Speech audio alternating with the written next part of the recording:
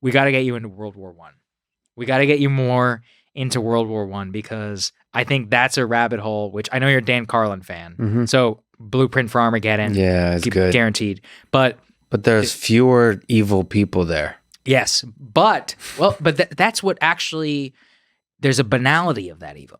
Of the Kaiser and of the Austro-Hungarians and of... See, I like World War I more because it was unresolved. It's one of those periods I was talking to you about like sometimes you're called and you fail. Like that's what happened. I mean, 50 million people were killed in the most horrific way. Like people literally drowned in the mud. Like an entire generation. One stat I love is that, Britain didn't need a draft till 1916.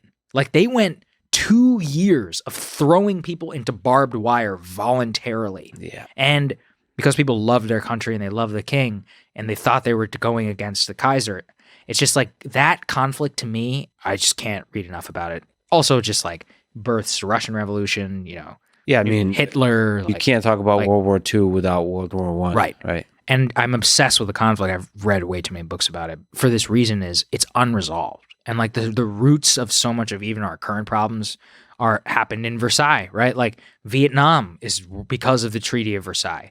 Many ways the Middle Eastern problems and the division of the states there. The Treaty of Versailles in terms of the penalties against Germany, but also the fallout from those wars on the French and the German population, or the French and the British populations, and their reluctance for war in 1939 or 1938 when Neville Chamberlain goes, right? Like that's one of the things people don't understand is the actual appetite of the British public at that time. They didn't want to go to war. Only Churchill, he was the only one in the gathering storm, right? Like being like, hey, this is really bad. And all of that. And then even in the United States, our streak of isolationism, which things were, because of that conflict, we were convinced as a country that we wanted nothing to do with Europe and its problems. And in many ways, that contributed to the proliferation of Hitler and more. So like, I'm obsessed with World War I for this reason, which is that it's just like the root. It's like the culmination of the monarchies, then the fall, and then just all the shit spills out from there for like 100 years. So World War I is like the most important shift in human history. Versus World War II is like a consequence of that.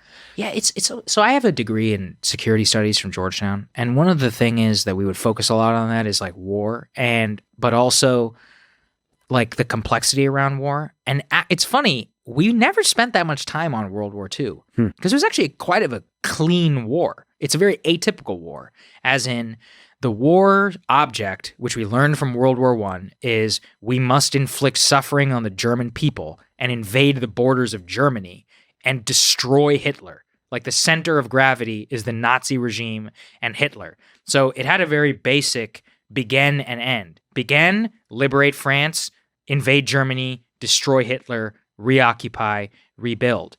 World War I, what are you fighting for?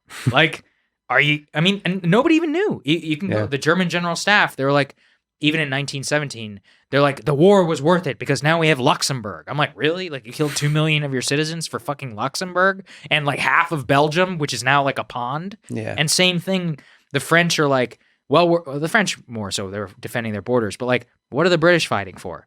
Why did hundreds of thousands of British people die? In order to preserve the balance of power in Europe and prevent the Kaiser from having a port on the English Channel? Like, really? That's why?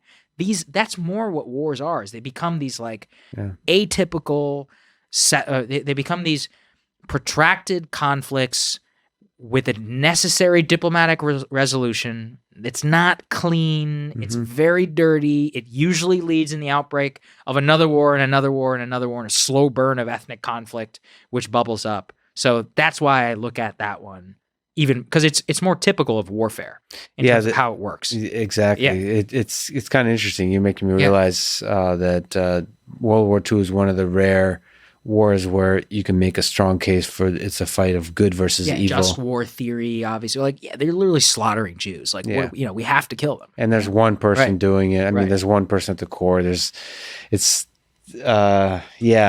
fascinating. And it's short and there's a clear aggression.